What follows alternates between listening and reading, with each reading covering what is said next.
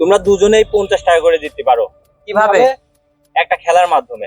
আচ্ছা তো চলো খেলা শুরু করি। আচ্ছা চলেন। তাহলে তোমাদের খেলার নিয়মটা বলে দিই।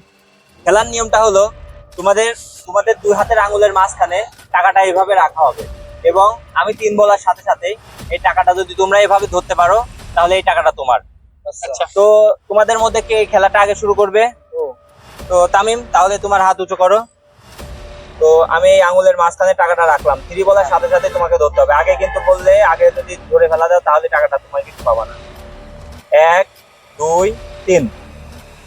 তো তামিম টাকাটা ধরতে পারলো না, তামিম তাহলে টাকাটা পেলো না। তো জিহাদে দেখি জিহাদ পারে নাকি।